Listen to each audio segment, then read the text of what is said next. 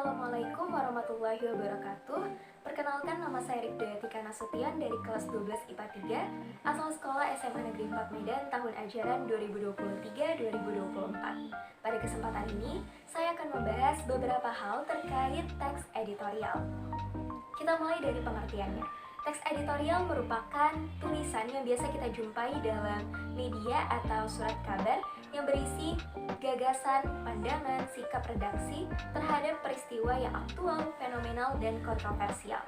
Selanjutnya, perbedaan antara kritik, esai, dan editorial.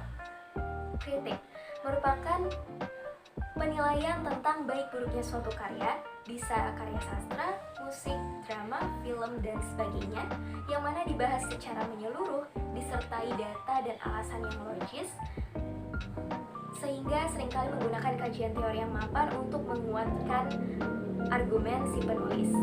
Lalu yang kedua, esai merupakan tulisan yang berisi opini atau pendapat pribadi penulis terhadap peristiwa yang menarik perhatian. Dalam esai tidak dicantumkan kajian teori. Lalu yang ketiga, editorial. Seperti yang sudah saya bahas sebelumnya, editorial itu merupakan pandangan redaksi terhadap peristiwa yang sedang hangat dibicarakan di masyarakat. Jadi penulisan editorial itu harus sistematis, baku, dan tidak bertele-tele. Teks editorial sendiri berfungsi untuk mempengaruhi pembaca agar berpikir kritis, sekaligus mengajak pembaca agar melakukan suatu tindakan sesuai dengan makna dari teks tersebut. Kemudian kita masuk pada struktur teks editorial. Yang pertama, bagian pengenalan isu. Jadi di bagian ini kita mengenalkan masalah yang akan dibahas di bagian berikutnya. Lalu yang kedua, bagian argumentasi. Berisi rangkaian argumen, rangkaian tanggapan atau pandangan redaksi terhadap peristiwa yang sedang dibahas.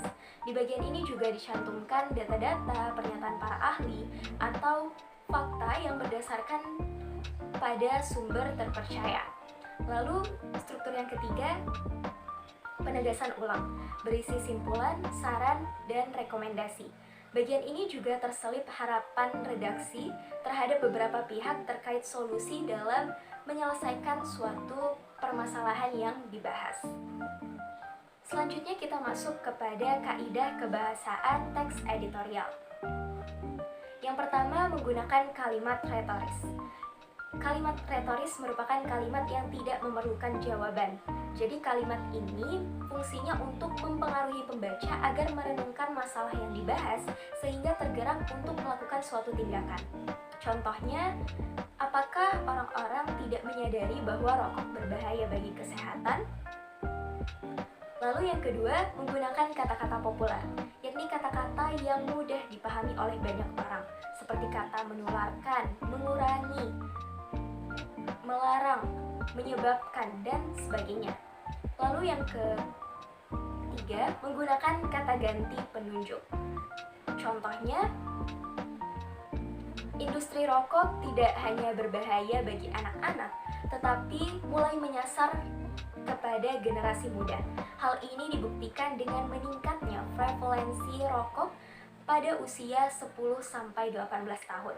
Perlu digarisbawahi pada kata hal ini, di bagian itu menegaskan kepada industri rokok yang semakin berbahaya karena menyasar kepada generasi muda. Lalu yang keempat, menggunakan konjungsi kausalitas. Seperti kata oleh karena itu, sebab, sehingga, karena, dan sebagainya. Demikianlah yang dapat saya sampaikan mengenai teks editorial. Semoga dapat bermanfaat bagi teman-teman sekalian. Wassalamualaikum warahmatullahi wabarakatuh.